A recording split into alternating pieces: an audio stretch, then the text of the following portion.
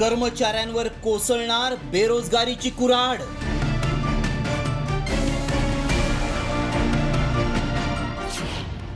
ऐंशी हजार कर्मचाऱ्यांना दिला नारळ।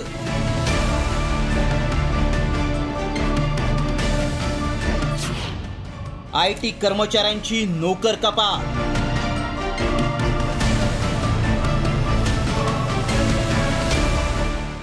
तुम्ही आयटी क्षेत्रात नोकरी करताय तर तुमची नोकरी धोक्यात आहे असं आम्ही म्हणतोय, कारण 2025 मध्ये आतापर्यंत 176 कंपन्यांनी 80,000हून अधिक कर्मचाऱ्यांना कामावरून काढून टाकलंय। त्यामुळे भारतातील 73 लाखाहून अधिक आयटीतील कर्मचाऱ्यांच्या डोक्यावर बेरोजगारीची टांगती तलवार लटकतीये। 2024 मधील आकडेवारी आयटी क्षेत्रातील नोकर कपातीची दाहकता अधोरेखित करतीये। एका अहवालानुसार 2024 मध्ये 15 वर्षांहून अधिक वर्षांचा अनुभव असणाऱ्या 7,700 कर्मचाऱ्यांना आयटी कंपनीत नारळ देण्यात आला। मायक्रोसॉफ्टनं 15,000 तर TCSनं 12,000 कर्मचाऱ्यांना कामावरून काढलं, तर डेल कंपनीनं 12,000 कर्मचाऱ्यांना कामावरून कमी करण्याचे निर्देश दिलेत। याशिवाय मेटा, गुगल, ॲमेझॉन यांनी 20 ते 25,000 कर्मचाऱ्यांना घरचा रस्ता दाखवलाय।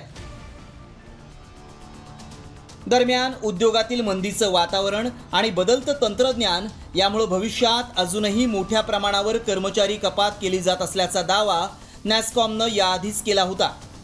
कोरोनानंतर अमेरिकेतही 7,40,000हून अधिक कर्मचारी कपात करण्यात आली होती। त्यामुळे नोकर कपात होण्यामागे कोणत्या गोष्टी कारणीभूत आहेत ते देखील पाहूयात। एआयच्या माध्यमातून कमी खर्चात अधिक कामं होत असल्यानं आणि एआय तुलनेनं अधिक वेगवान पद्धतीनं काम करत असल्यानं आयटीतील अनुभवी कर्मचाऱ्यांनाही नोकरीवरून काढून टाकलं जातंय। तसंच नफ्याचा वाढता दबाव आणि ग्राहकांचं बदलतं प्राधान्य हे देखील आयटीतील नोकर कपातीला जबाबदार आहे। देशात आधीच सरकारी नोकरी मिळवण्यासाठी लाखो तरुण आपल्या आयुष्यातील उमेदीची वर्ष घालवत असतात।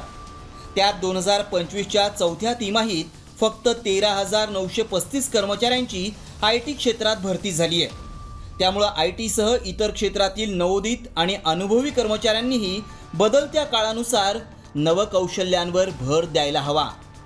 ब्युरो रिपोर्ट, साम टीव्ही न्यूज। आता isakal.com आहे देशातील नंबर 1 ची मराठी न्यूज वेबसाईट। प्रत्येक अपडेटसाठी isakal.com ला नक्की भेट द्या।